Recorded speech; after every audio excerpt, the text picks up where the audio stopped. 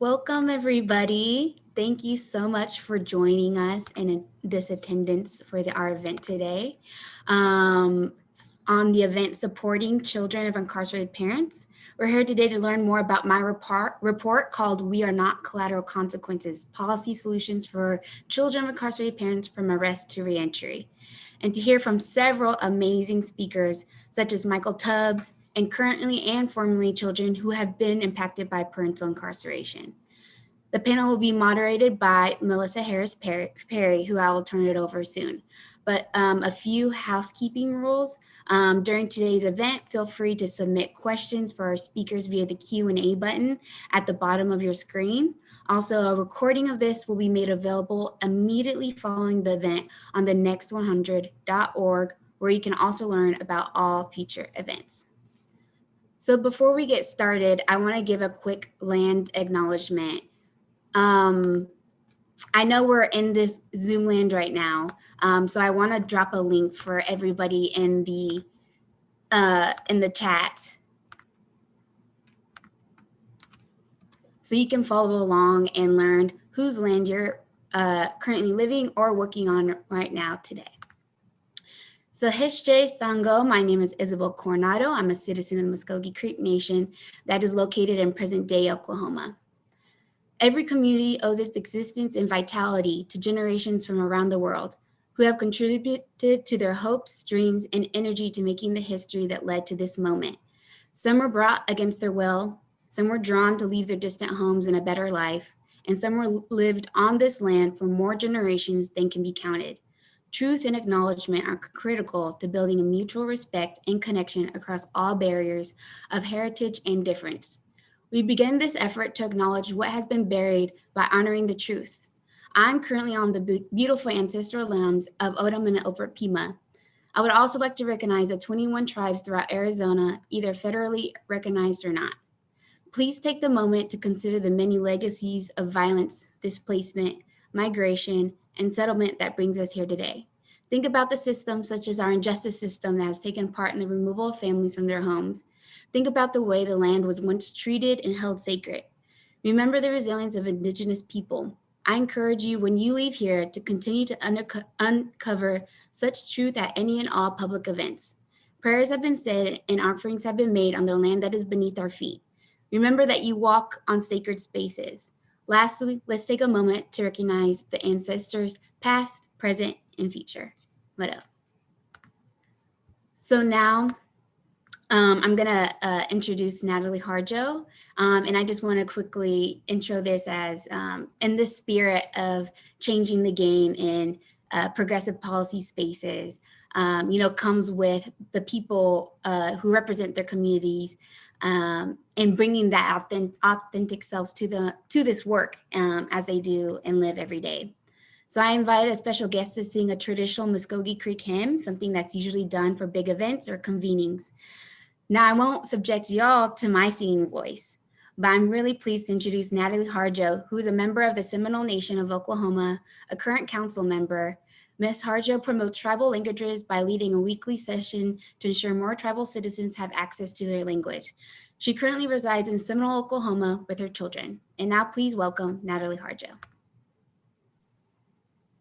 Thank you very much. And it's a big honor to be here to do this for you. And just a little bit of an intro, I won't take up much time. I just wanted to kind of intro the song that I'm going to sing. And what it says, and it's in its context, it's talking about the good earth. You know, we all believe in the earth at one point is going to be good again. And so it pleads to all those who believe in the good earth and, and anything that follows us to the Creator, that we encourage people to follow us on our path while we follow our way to our own Creator. So I will sing the song, and I just wanted you to kind of bear with me because I get a little nervous sometimes because I'm not a singer, but I do pray, and we do pray through song. So let me just go ahead and start now. Iganan hidarin, iganan hidarin, o mo meis Skin Jesus lay gonna be akadis. Miku sabat tuyatskan. Miku sabat tuyatskan.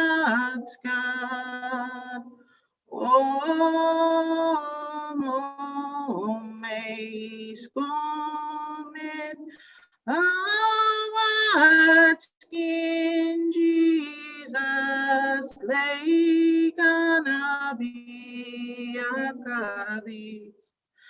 Iganan hidarin.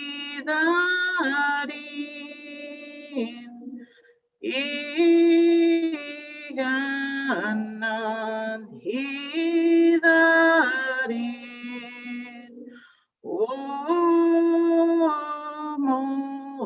Meis comet awat skin Jesus lay gonna be yakadis. Mari Gushin.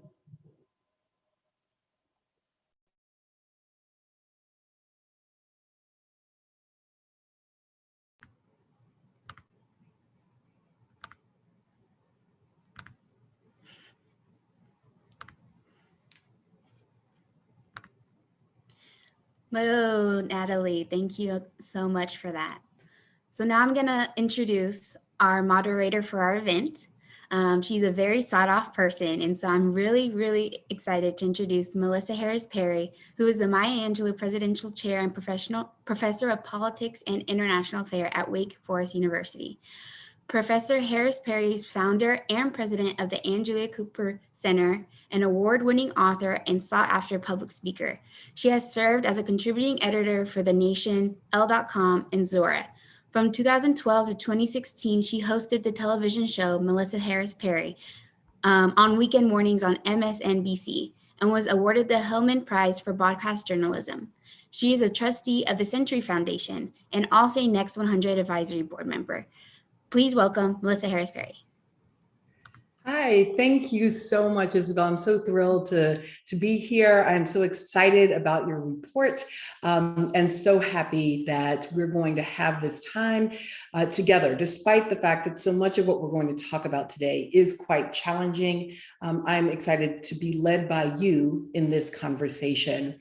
Good afternoon, everyone. As Isabel said, my name is Melissa Harris-Perry, and I truly am thrilled to have this opportunity to serve as your moderator today. Now, I was first introduced to Isabel Coronado and to her important work when she became a member of the inaugural class of policy entrepreneurs with the Next 100. And we have a lot to discuss today. I'm excited to see that there's already some engagement occurring in the chat. I encourage you to continue to engage there, as well as to put questions in the Q&A. But we have a very special guest to get us started. Mr. Michael Tubbs. Now, Mr. Tubbs currently serves as a special advisor for economic mobility and opportunity for Governor Newsom in California. But many of us became familiar with him and his work in November 2016, when Michael became the youngest person and the first African-American elected to serve as mayor of Stockton, California. Now, his term as mayor was truly marked by the kind of critical policy interventions that were informed by his own lived experience of childhood poverty and of being the child of an incarcerated parent. Now, like me, Michael serves on the advisory board of the Next 100. And although Mr. Tubbs cannot be with us live today, he has sent us a brief and important video. So let's take a look.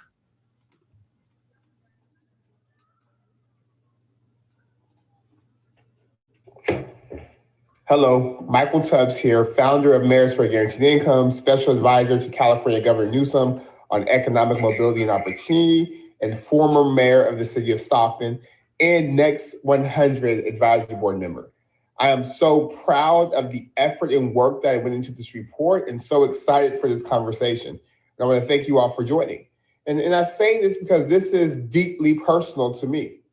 28 of the 30 years I've been alive, my father has been incarcerated. And growing up, no one taught me about institutional bias. No one taught me about disproportionality. No one taught me about the racist roots of our criminal justice system. I was taught that people were in jail because they were bad people. I spent most of my childhood fighting whispers in my head that because my dad was in jail, that meant that was going to be me. That because my dad was in jail, there was something inherent in me, in my DNA, that would cause me to make decisions that would land me out in prison with him. I remember growing up and hearing all the statistics about how those who have parents who are incarcerated are more likely to be incarcerated themselves. I was in all the little programs for kids, not counseling and not trauma-informed care, but programs where we would have to sit and draw license plates as a way of empathizing or connecting with our parents. I remember the couple of times I visited my father in prison and how dehumanizing the process was, how being pat down, how being looked at weirdly, how it felt that the guards, the warden, the staff, everyone thought that I was incarcerated too, that I was a quote unquote criminal as well, that I had done something wrong just by virtue of the lottery of birth. And growing up, that caused a lot of anger, a lot of anxiety, but also fueled the desire and passion for the work that I'm doing today. And that's why I'm so excited about this report, because children are not collateral damage, They have to be centered because they are the next generation. The reason why so many people who have parents who are incarcerated end up incarcerated themselves is because with one breadwinner, you're more likely to end up in poverty. You're more likely to go to a failing school. You're more likely to feel the pressures to provide.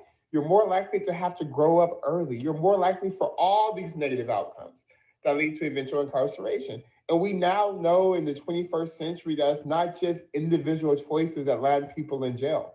Because you can make the same choice in one neighborhood and have a vastly different consequence than that choice in the same neighborhood. Or you can make the same choice as one race and have a vastly different consequence than making the same exact choice of another race. And we know that our system is infected with bias that is disproportionate and that Black and brown children are more likely than others to deal with the issues of an absent parent, to deal with loss, to deal with incarceration. So for me, this report represents hope. Hope that now stories like mine won't be marginalized, but be in the mainstream in terms of how do we provide the support for underestimated children, for children who are just as smart, just as resourceful, have just as much potential as other children. How do we make sure that because of something that happened with their parents, that they are not unduly harmed? How do we make sure that they're able to be made whole and healed? And this report provides a great roadmap for doing this. So again, channeling myself from 18 years ago, when the first time I remember seeing my father as a 12-year-old, thank you. Because in that moment, I felt very hopeless. I felt very helpless, and I vowed never to go into a prison again. Because it killed my spirit in many ways. And I'm hopeful that through our collective advocacy, our collective efforts in this report, we're one step closer to a system that's more designed towards healing than retribution, a system that's more designed for wholeness and for restoration, and a system that truly is a system that has justice, that has treat everyone with equality under the law, and a system where folks whose parents have been incarcerated have the chance to influence policy, have the chance to be the policymakers, have the chance to set the head of policy tables and articulate solutions that come not just from books, which are important, but also come from the lived experience. So again, congratulations. I'm so incredibly proud for this conversation, and I'm more excited about next steps. So sign me up, who we got to talk to, who we need to write, I'm all in. Oh, you know that we will sign you up, Michael. Thank you so much for taking the time to engage with us and really to give us that. That's not just that's not a canned video there. That is Michael really clearly engaging. And so here's how we're going to proceed. I'm going to spend a little bit of time with the author of this report, Isabel Coronado. We're going to dig into some of the backstory of this report, some of the inspiration, and some of the key aspects of it, and then we're going to open up to our larger panel. So let's bring back Isabel. And Isabel, let's talk a little bit about this report, but I actually want to begin with something critical that I heard Michael say there about the whispers in my head. And that experience that 2.7 million children are having today in America, of these whispers in his head, in their heads, in your head, potentially. What are those whispers saying? Well, Melissa, thank you again so much for opening up this conversation. You know, it's an interesting time, and the whispers that you're speaking about is exactly the inspiration behind this report. And I want to say shout out to my mom, who I know is watching right now and supporting, but the inspiration is my mother. And because growing up, I didn't understand all the systemic issues that we were already up against, simply growing up in poverty, and how that ultimately led and exacerbated my mom's incarceration when I was 7 years old. So I've lived with having to explain the whereabouts and the chatter and the invisibility that comes with this huge criminal justice system, and feeling like this really small and person who isn't impacted largely. But in all reality, it was a game changer. It changed my whole life. But you know what also came out of it was the resilience. My mom, who is, like I said, the amazing person she is today, went back to school after her release from prison, got her degree, went to law school, served our tribe, and helped other Muskogee Creek citizens with their legal troubles, and is now doing amazing things with her life. And that's trickled down to me and where my life path has been. And, you know, I don't hear those whispers anymore. Those whispers are gone, and I've been able to fully take on this with this label with pride, and I don't let it get me down. Well, thank you so much for sharing that. When I first learned that your mother had been incarcerated when you were 7, I'm the mother of a current 7-year-old. I have an older daughter, but also a 7-year-old. And I spent a little bit of time this weekend as I was looking at your report, thinking about what it would mean to her if either one of her parents were to face incarceration, which I think, you know, for you as an Indigenous person, for me as a Black person, right? These feel like very real possibilities, no matter who you are, in like relative to your presumed class or anything else. We know that there are ways that suddenly you may engage with our system that make not only you vulnerable, but your family and children. And I'm the sister of an incarcerated person, which is quite different, obviously, than being the child of an incarcerated person. But the ways in which that system ends up shaping everything from the financial resources that are available for the rest of the kids in the household, to, again, those whispers in your head about how you feel about yourself. And what you just said, I thought was so important, how you explain the absences, right? What is the story you tell about where your brother is, about where your mother is? So in this report, you do a lot of really critical and important work. Some of it is simply about laying out what the network or system of challenges are that are faced by young people when they have incarcerated parents. So maybe you could just for a second walk us through sort of that. It's sort of laid out as a star early on in the report, which I also sort of appreciated the visual of that. What are some of the key aspects for those who are not in families with incarcerated persons, who may not understand all of the ways it impacts children? Yeah, I really needed a visual key for that to make people understand, like, this is an issue that needs to be addressed comprehensively, because it does impact us across all areas of our lives. So that's from changing caregivers and potentially those having to go into the foster care system when their parents go to prison, critical health outcomes, such as long-term mental health outcomes, and other things that are attributed to that. It could be housing instability, financial and lower finances. And I have a few more, which I want you guys all to go read tonight now that it's live, to learn about all those systemic issues that do impact us. So I want to, this one is a little off script, but I wanted, it's been sort of gnawing at me a little bit around your work, and I'm fascinated to know sort of how you think about this question. So there are times when the ways, in fact, there are far too many times, when the ways that we talk about injustice allows us to focus in on children while allowing us to continue to literally criminalize parents. So we've heard it in recent weeks around economic relief. This will lift, right, however many million children out of poverty, right? So we want to lift children out of poverty. Who cares about their parents, right? Or even the critical work of DACA, right? So the deeply important work of DACA and potentially of DREAM Act going forward still leaves us in a place where we define children as innocent and their parents as unworthy. So talk to me about how your work, about how this policy proposal, and about how sort of a broader approach that says, yes, we focus on children, but that children are part of that relationship with their parents. And we're not writing parents off by talking about and with children. See, Melissa, with the criminal justice system, it's a little bit different than the immigration system and education system. I feel like when I came into this work, the criminal justice system, with what the reforms were going on, didn't talk about children at all. It really lacked that perspective and understanding the importance of centering children.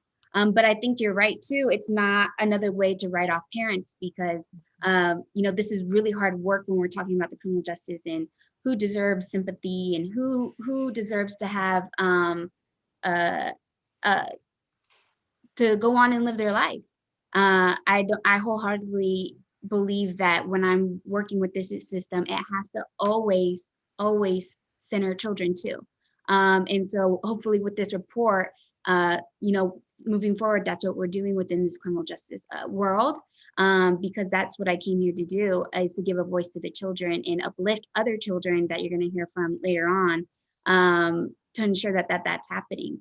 And then on the broader scale, just to give some more input on the report, I really wanted to emphasize a few things. That what makes this report so special is that it gives local, state, tribal, and national policy recommendations, and which from arrest to reentry, and it also includes educational, health, and community of color recommendations. And what's also special about this, like I said earlier, is that it centers children of incarcerated parents, and thinking through what every level of government and every agency can do, not focusing narrowly on one level or a sentencing policy.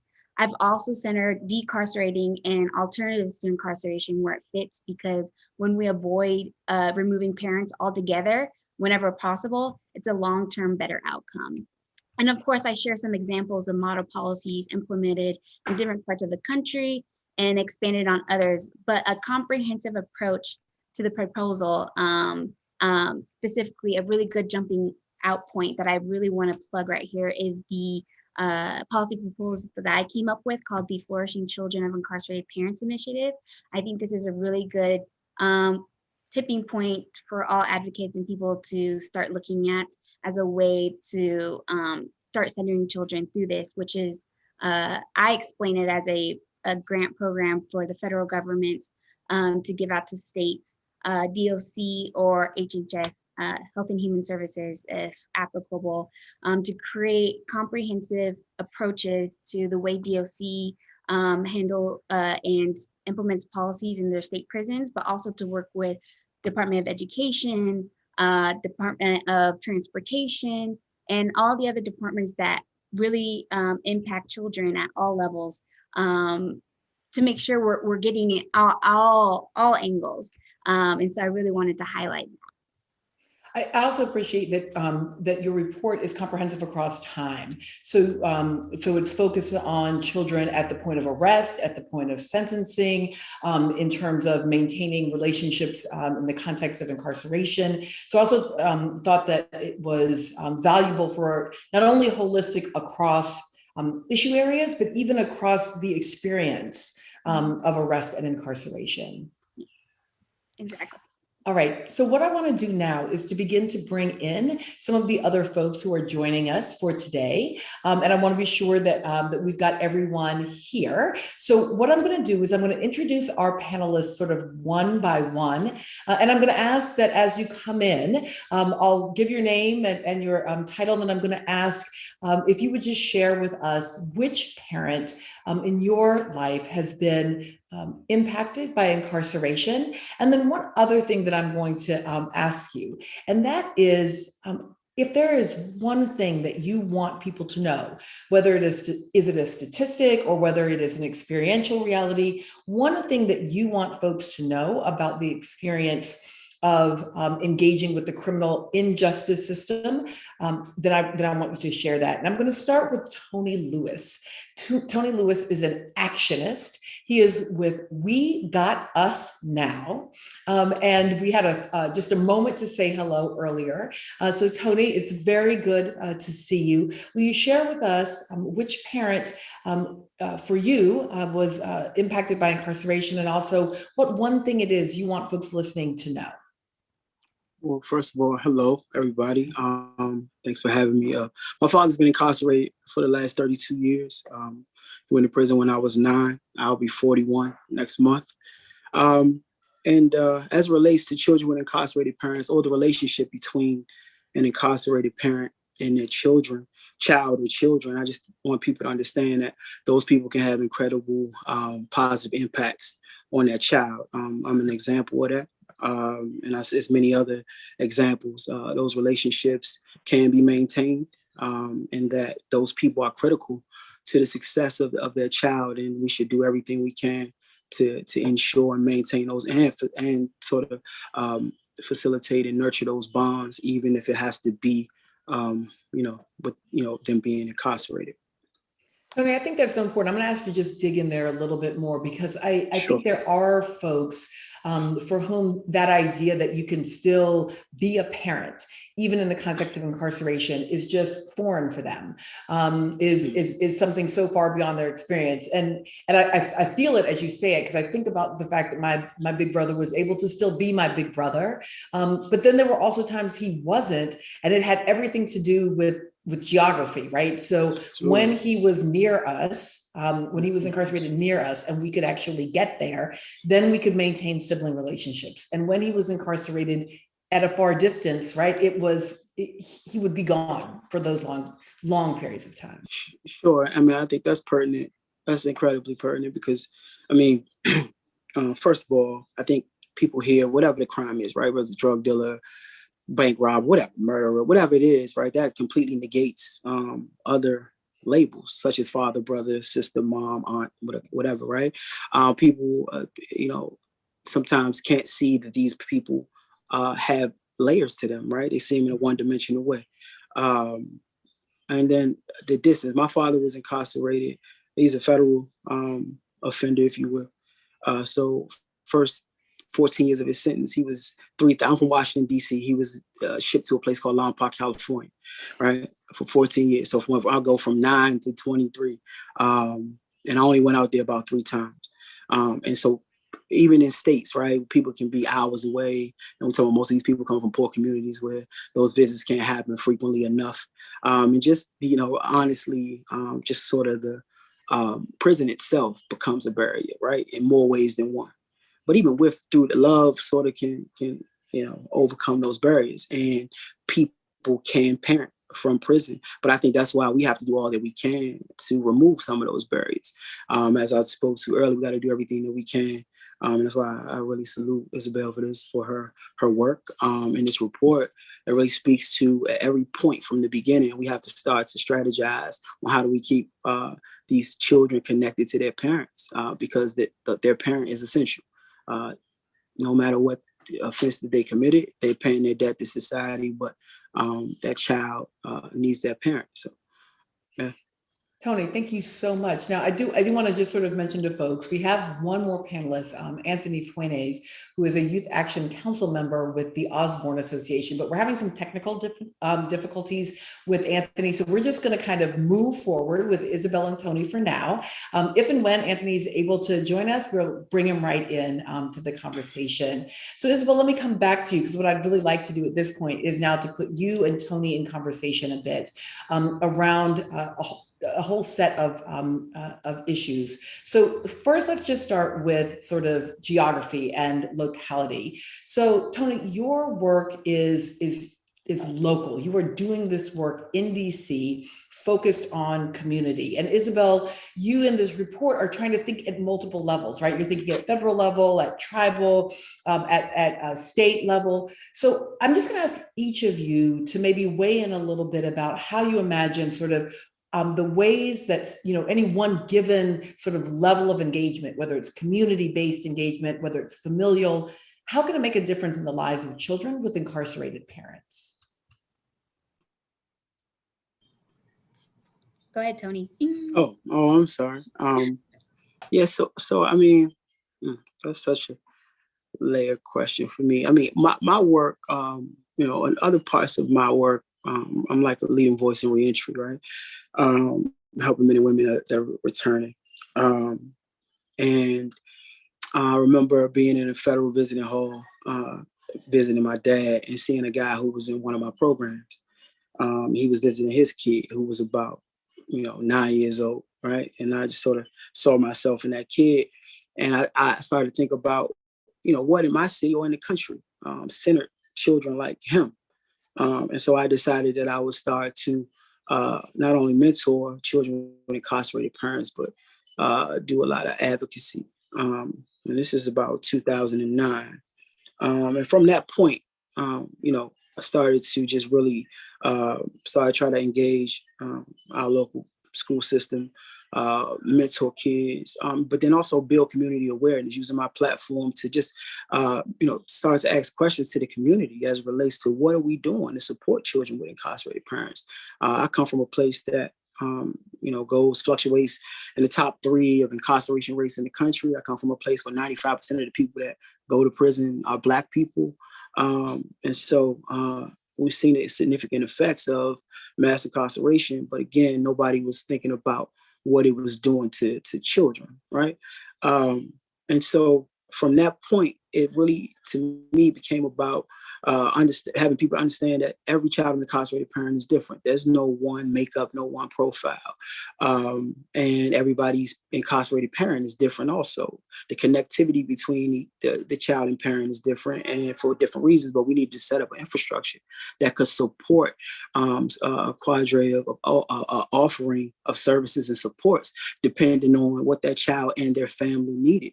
The bigger piece with me in terms of connecting what I do by day, I guess, and my world as an activist and advocate for children with incarcerated parents is that we can't save children without saving the parents, if you will.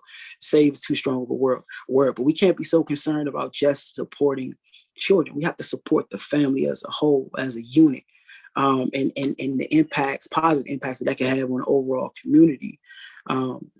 And so throughout this 12 years that I've been doing that, my 21 years of service in general, but the 12 years that I've been focusing on children with incarcerated parents, I've been able to get this conversation in different rooms. We were able to help DCPS develop a socio-emotional or add children of incarcerated parents to one of the socio-emotional learning targets or focus areas, which I was very proud to do. And also that would in turn, obviously make them have to focus in or have the very supports necessary. This past winter, we were able to get a bill introduced, Councilmember Robert White here locally, that will focus provide a strategic plan for children with incarcerated parents in the District of Columbia, and be able to give funding out to organizations to provide what they needed, which I thought was amazing. And, trying to be able, hopefully other cities and states across the country can use that bill as a precedent of what to do and how to do it. Yeah, I've tried this. I'm impacted by this, obviously. I'm still a child of an incarcerated parent, though I'm a man now. But I have two children that now have an incarcerated grandparent. And sort of feel like that trauma has been passed down to them. So I'm constantly living this, but that informs my advocacy and my push. I had the opportunity to start to work where We Got Us Now, which was really an amazing thing. Shout out to Ebony Underwood for all the work that she's doing. But yeah, it's just been, that lived experience and what I'm going through daily and what I see people going through daily and the men and women that I serve that are returning.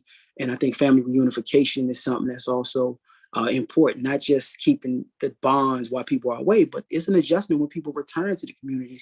I don't even know if we talk about that enough, but I think the things that's being proposed and various supports, behavioral health and all that will make family reunification easier also. So. Isabel, let me let you jump in here. Yeah, I just want to continue on some points that Tony made. Like, he's right. The children of incarcerated parents isn't a monolithic issue. And I think I opened that up in my report, saying that every child, every community is different. And so the support looks different. And so, again, like, these things can be implemented on the local, state, tribal, federal.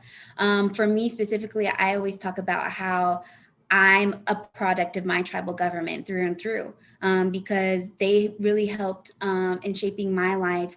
When you look at being able to access free healthcare, help with housing, help with clothing and food. And so I've seen what governments can do when they actually care for their people and develop policies and programs to support their people. And so I just want to see that across the country and across the nation for all children to feel those supports too. And because I know it makes a difference. So I want to do two things here. I want to talk about just a couple of policies, and then I want to talk a little politics, and then we're going to open it up to some questions. So let me just ask in a really specific way. I'm going to pull a few things out of the report. So the first is, what is a child-friendly visit? What does it mean to say that that jails and prisons should provide child-friendly visits, Isabel? So this is it's interesting question, but I just want to start with a little anecdote. For me as a child, I went through a program called Girl Scouts Behind Bars, which was a really helpful program that helped let me see my mom more often when she was in prison. And I would say they are a really good support to look at, because they made it more of not a happy environment, but more of a child-friendly environment. We would take our coloring books. We would bring in, or they would bring in games, and just things that the traditional prison setting isn't conducive to children. It's scary. People treat you aggressively. The workers treat you aggressively, even as a small child. And so when I'm saying child-friendly visiting, I mean something that's conducive to children and they're growing up and continuing that trauma, because there's the trauma within itself when you come up to these walls and you see barbed wiring and people with guns, and it's not the best. And I want more children to be protected. So I've heard every person who's spoken so far has talked about trauma. So let me zero in on one more policy issue, both for you and Tony. I want to get you in on this as well, but Isabel, you first on this. What does it mean to do trauma-informed work for children of incarcerated parents in their schools? So child-friendly visits is about what prisons and jails have to implement, but it is likely to be local community schools and school programming that needs to be engaging in a trauma-informed way for children of incarcerated parents. What kinds of things in a specific way are you calling for or hoping to see that is trauma-informed care? Well, I think Tony hit on it a little bit earlier about the stigma around if you have an incarcerated parent that you're going to be incarcerated yourself. And so when we're talking about schools, we want to ensure not even just the educator, but everybody who comes in contact with the child, school nurses, cafeteria workers, principals, all of across the board need to be trauma informed on how they speak to children, because that stigmatization that happens when you talk to children like that, it's lifelong. It's already like you're writing someone's future without them being able to write their own future. So when we're talking about trauma informed, we're not just talking about the educator, even though they're incredibly important and are with the child most of the day. You know, all actors in the education system need to be informed. Yeah, I would just say I totally agree with that. I think it's important that training is important, that people understand what could potentially be in their classroom as it relates to issues or barriers, problems that children are going through. And having an incarcerated parent is one of those things. But it's something that I think I've been amazed by how many people may not consider that, you know, even when they are, you know, working within communities where incarceration is so normalized, right? I think it's important that people understand from a trauma-informed care perspective too, is that you're not opening Pandora's box when, you know, sort of discussing this issue. If it comes up, like the Pandora's box, if you will, is already open in the lives of these children. So your role is there to support and help this child reach their full potential. It's not about, you know, having a situation where you feel like you're lowering the bar for this kid, or, you know what I mean, for this child. What you're doing is actually meeting them where they are and actually, you know, being able to have, again, that's why I thought it was important for school systems to build the infrastructure though, right?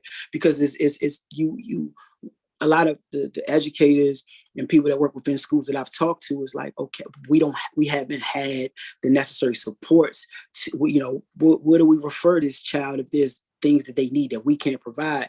And I think it's been great to see school systems start to think about that. And from a social emotional learning perspective or a trauma-informed care perspective, I think we put ourselves in a great situation to support children sometimes and their families, right? You know, we got to peel back the curtain to do what we can to ensure that these students can be their best selves. And we know that they can. I think breathing hope, having kids feel seen, all of those things are important within our school buildings. And I look forward to more schools across the nation doing that. So now I want to talk about politics a little bit. So even if we know all the right things to do, even if we have Isabel's report deeply researched, providing us with the names, the links, the reports to a whole sort of universe of folks who are doing this work at various levels and forefronting it and saying, here is what we need to do. Ultimately, a big part of whether or not this gets done has to do with whether or not there is a will and a will to even listen and begin to move that way. So Isabel, as you're talking about the experience of being maligned and treated harshly as a child who is visiting their parent, it seems to me, yeah, of course, because there is a notion that inflicting trauma on your children becomes another way that the system can punish you, right, as an incarcerated person. So part of what I'd love to hear from both of you, both Tony and Isabel, are ways that we can start thinking about building the political will, whether it is through changing hearts or changing incentives. What are the structural incentives or the key arguments that might be able to penetrate and make a difference in this space? You know, I'm really excited about that because I feel within this political system that's set up right now that we have an in to start making real change. President Biden has already put out what he wants to complete, and one of them has been parent alternative sentencing, something that I really want to hit on and let people know that I'm a co-lead on a federal bill with Patricia Allard that's also housed under the National Council of Formerly and Currently Incarcerated Women and Girls to get parent alternative sentencing across the nation in both federal prisons and in state prisons. And so I feel like this work is moving, and it's not just about moving hearts. It's about actually getting real change. And that change is, we want our parents home. We want to change this landscape where we're not inflicting more trauma and pain, trying to reform a system that inherently was never set up and it was always stacked against people of color in particularly. And has been a lifelong generational issue. So I'm really, really excited about this. And yes, you're going to be seeing more of it. And I'm excited for the work that's going to come out from it. Yeah, I think, I mean, in terms of building political will, I think it's very important.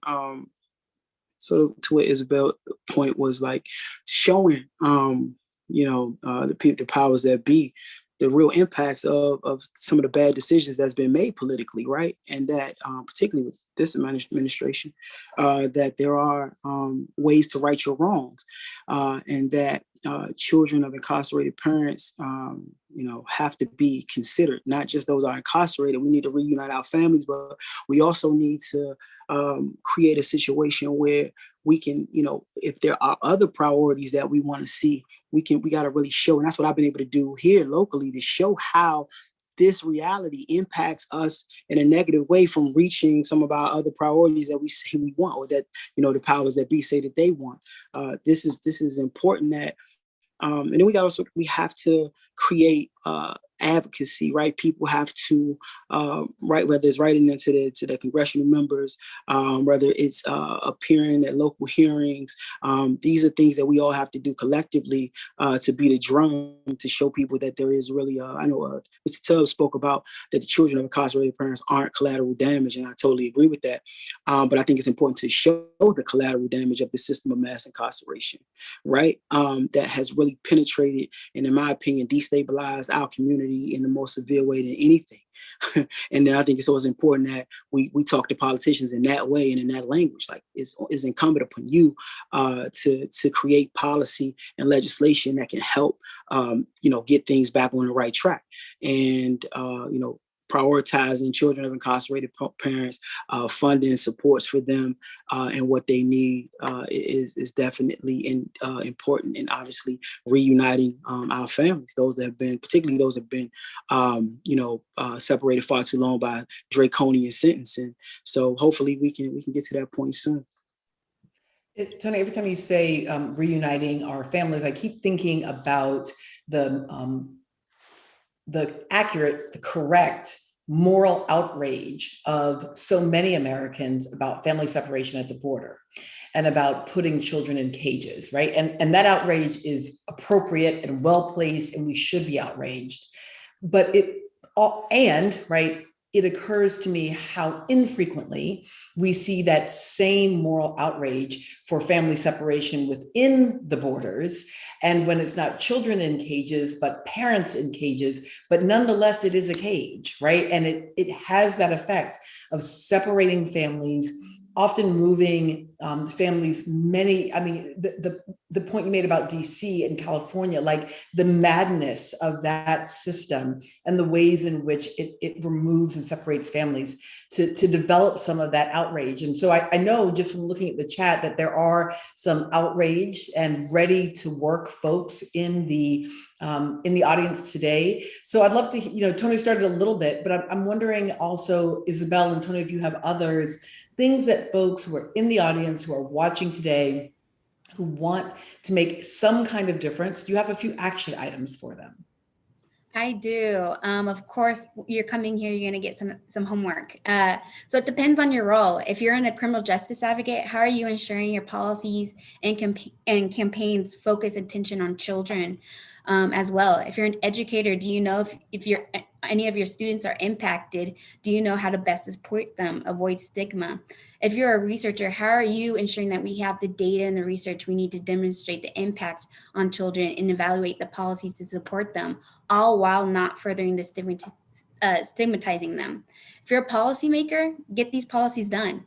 We have options at every level of government. What she said. I think you hit all the points. Honestly, I would say to support. One of the things I think people take for granted is their ability to support organizations like We Got Us Now, right? Whether it's through a financial donation, whether it's through obviously following them and keeping up with the needs, whether it's advocating on their behalf. Again, your local officials, let your voice be heard. Your congressional members, House, Senate. Let your concerns be known, your voice be heard around issues to support, and what are we doing about children of incarcerated parents? To your chancellors or your school superintendents, whether it's private or public schools, I think it's worth asking at your children's school. It's worth asking a question like, do we have anything set up to support children of incarcerated parents? How do we know who they are, where they are, right? And I think when we were able to get DCPS to put that on the form where parents could, again, self-report.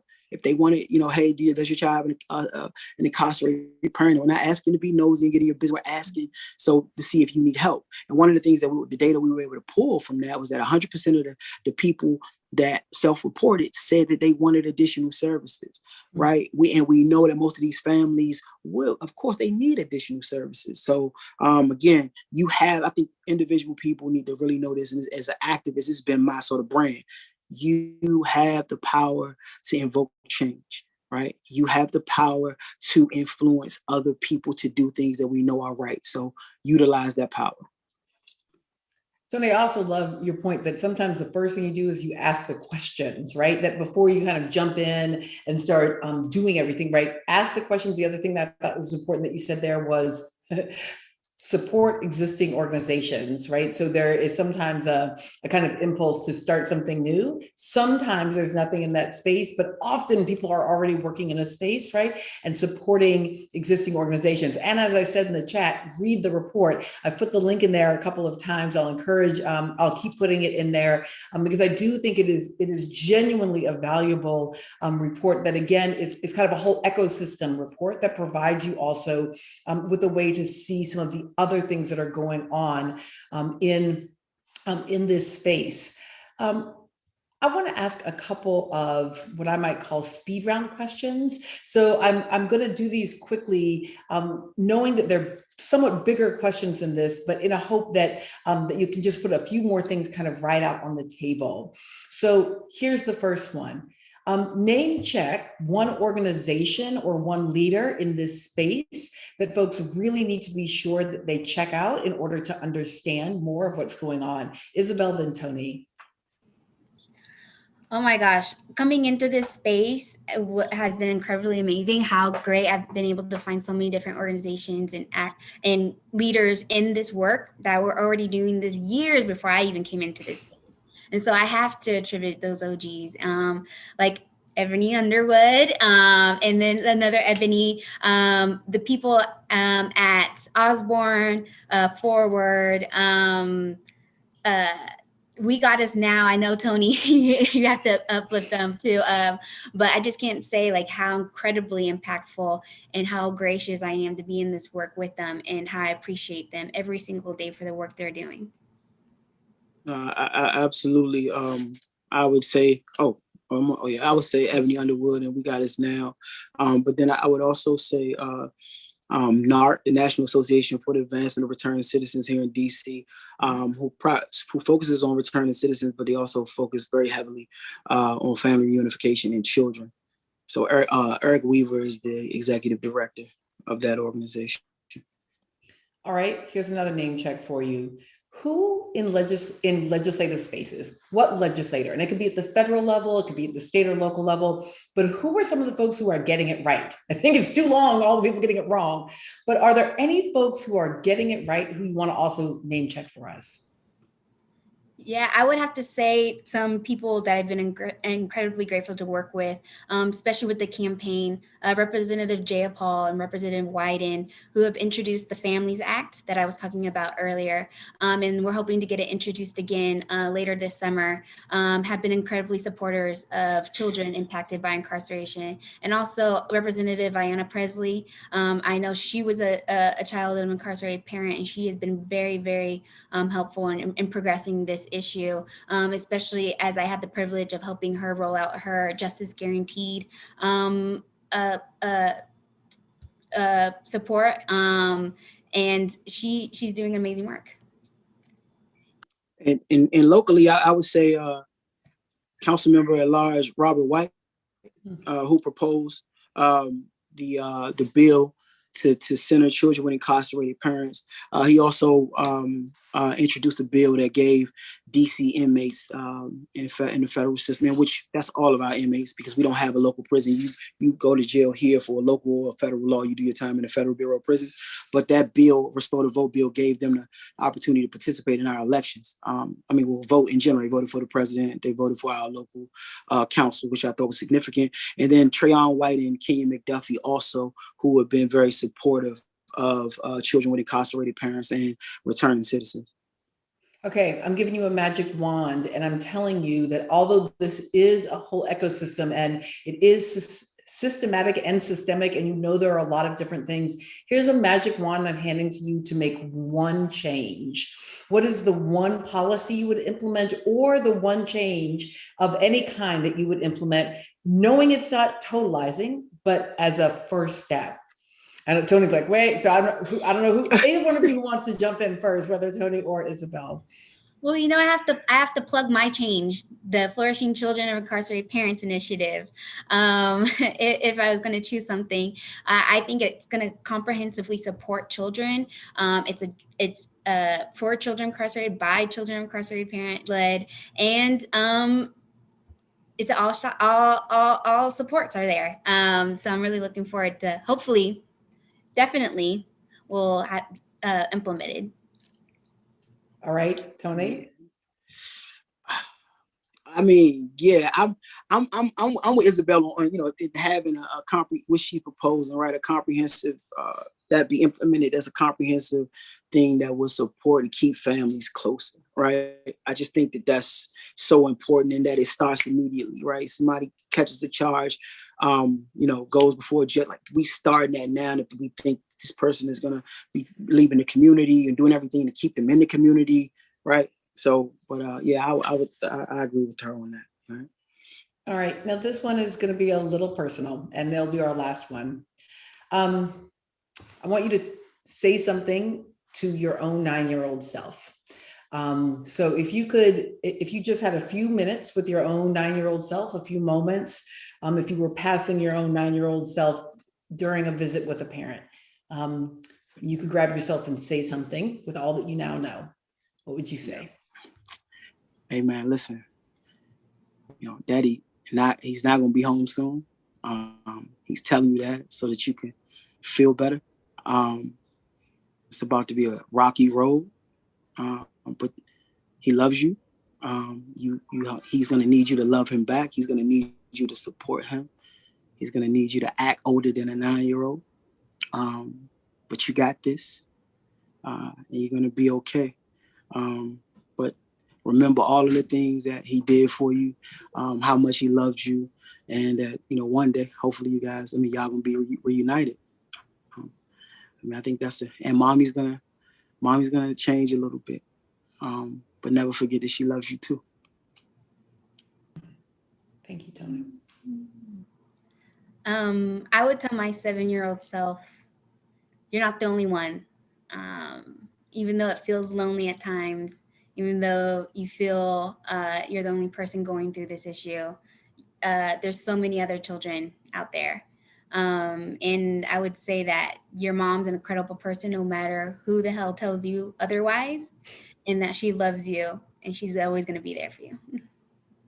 So I hope the folks who were listening heard those themes from both Tony and Isabel, themes that are about loving your parent, knowing and affirming that your parent loves you, knowing that you're not alone, reassurance that the future is going to be okay. And also, I think so critical from Tony, a little bit of that hard truth about just how tough this is going to be, about just how many people are going to be affected.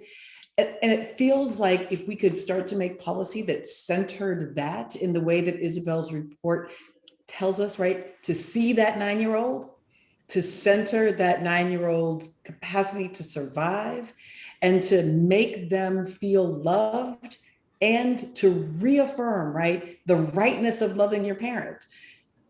Incarceration or no, I think that is just critical. And I am so grateful to you, Isabel. I'm so grateful to you, Tony. I caught a little bit of how you are a community organizer there, my friend. Like when organizers get to do and they're organizing, you can hear and feel it.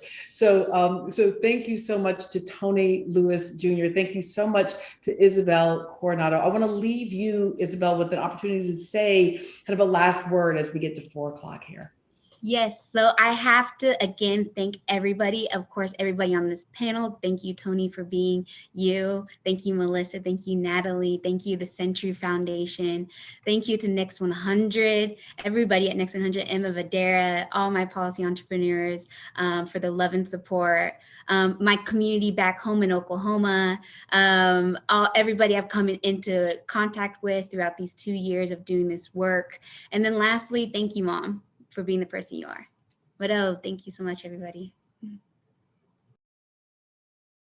And remember, everybody, there is a recording of this. It will be made available immediately after the event on the next100.org. If you're not already following the next100.org in their social media feeds, make sure you do that. Make sure you sign up for the regular newsletter. Make sure you read the report.